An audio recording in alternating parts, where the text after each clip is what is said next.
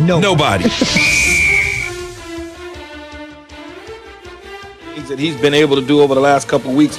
Nobody wants to get in his way. You're right about that, Jay Will. I mean, this guy is ridiculous. And imagine a car coming at you on a football field. That's exactly what that looks like for those opposing defenders. They're sitting at number 8. Numero 7, the Colts. Playoffs? Don't talk about playoffs. You kidding me? Playoffs?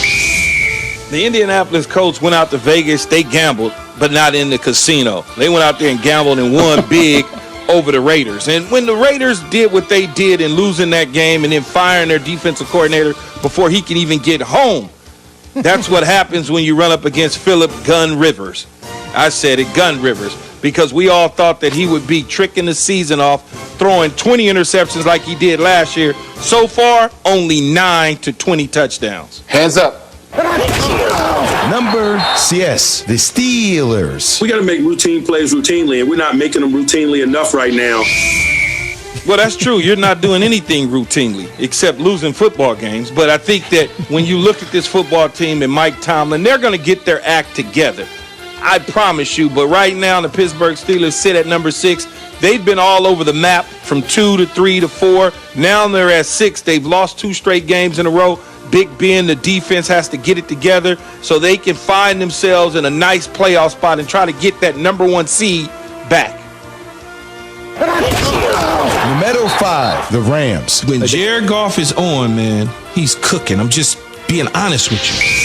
Yes, that is correct. He is cooking. After a long, hard talk with head coach Sean McVay, Jared Goff went out there and took care of business against the New England Patriots. When you look at this football team, they got all the weapons that you need, from Higbee to Cooper Kupp to Robert Woods. They've even found a guy named Cam, and I'm not talking about Cam Newton. I'm talking about Cam Akers, young running back out of Florida State, who has them right now in the number 5 spot. I think they're a real playoff contender. No.4, the Saints.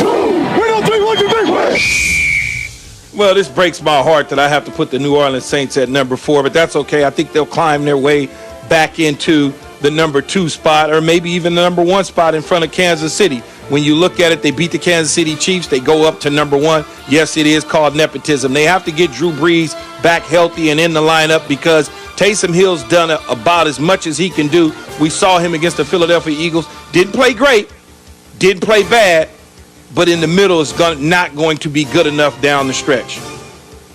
Numero 3, the Bills. No one circles the wagons like the Buffalo Bills. That is correct. That's my man, Chris Berman. When you look at the Bills, I've been fighting this all year long. I finally had to cave in and give the Bills some love. Sitting at number 3 in my real rankings, Josh Allen has been everything that he's supposed to be for the Buffalo Bills. We have these conversations about quarterbacks getting paid. Right now, out of that class, he's the guy that needs to be paid. Getting Stephon Diggs was huge for Brandon Beane, the general manager of the Buffalo Bills. The Bills are one of those teams that can make a deep run in the playoffs and give the Kansas City Chiefs some noise. If they got to go to Kansas City, obviously the weather will not be a factor. Number 2, RELAX. Relax. The Packers. Here's another team, and talking about weather. If they get the number 1 seed, they might as well punch their ticket to Tampa Bay to warm weather to the Super Bowl, because the teams that they're going to have to face are either coming out of the West Coast, coming out of warm weather, or coming out of a dome. That is not what they want to see in Green Bay in the month of January. I've been there and done that. That is not pleasant, especially with Aaron Rodgers knowing how to play. Number 1, Kansas City. I'm going to go get the biggest cheeseburger you've ever seen. Might be a double. I think in all of this year, Kansas City may have fell out of the number 1 spot maybe once.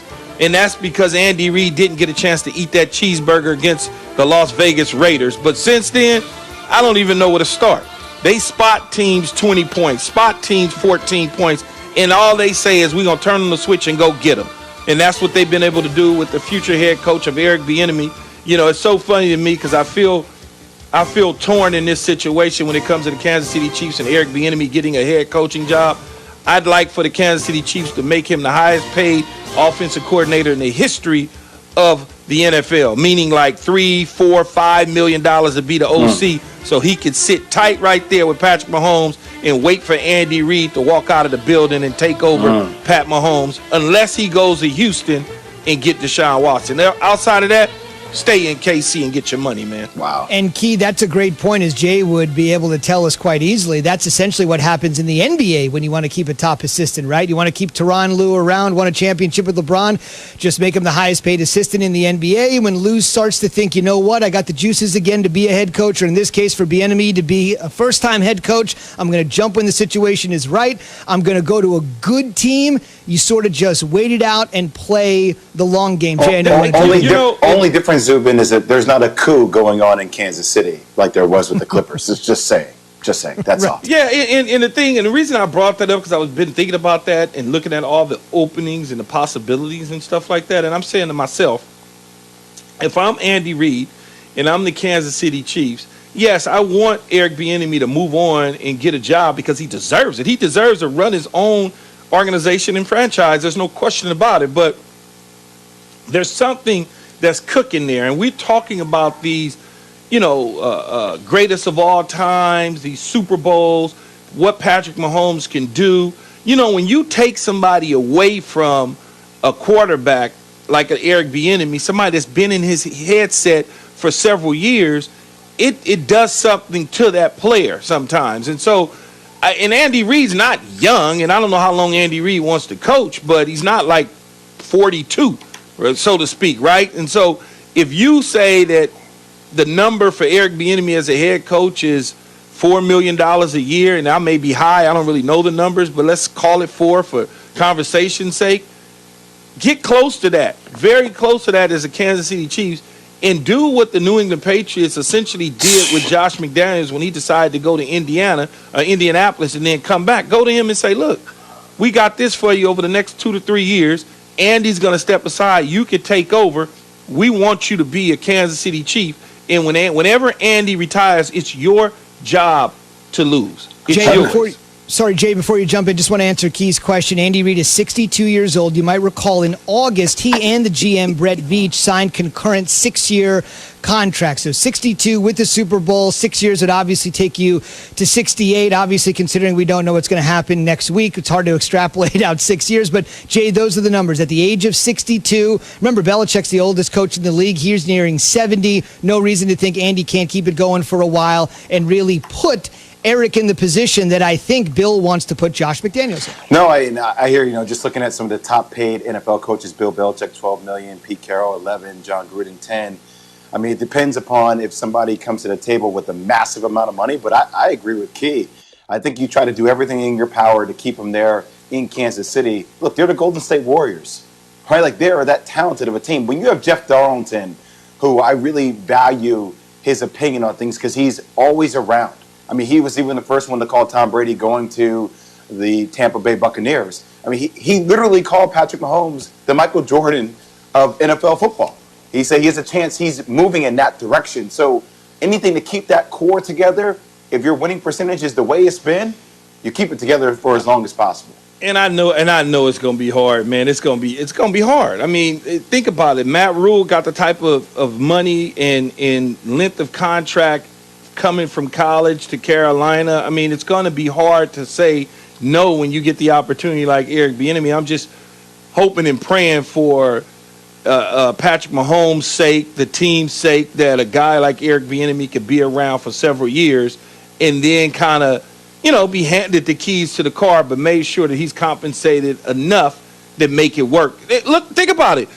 Jason Garrett, when he was there with Wade Phillips, Jerry Jones made him the highest paid offensive coordinator, waiting in the wings, assistant, head coach, all of those sort of things. So when Wade Phillips decided to part, they just went right to Jason Garrett. So it could be one of those situations with Andy Reid, but I'm probably betting against myself on this one. Key, we just got 30 seconds on this, but I just wanted to bring this up again. Matt Rule, $60 million contract to come from Baylor, never coached an NFL game, got $60 million, never coached an NFL game. I got to ask you this, though, just in the last 30 seconds, as we got a Super Bowl champion like yourself on the way here in just a moment. The only thing about Bieniemy staying is if for whatever reason the Chiefs just go off the tracks, or God forbid, like Mahomes were to get injured. Everything Eric Bieniemy has going for him is tied to Patrick Mahomes. And if in any way that starts to slip or is mitigated, that could have people look at Bieniemy differently. Well, it's going to have, if he goes to another team, they're certainly going to follow him when he goes to a Houston or goes to a New York Jets or maybe a Chicago opening up, or maybe he likes the Detroit job. Those conversations are going to come up regardless. That's the world of sports that we live in, but you compensating enough to where he doesn't even have to worry about it. Fair enough. On the way in 1 minute, he protected one of the greatest quarterbacks of all time. He weighs in on an all-time great performance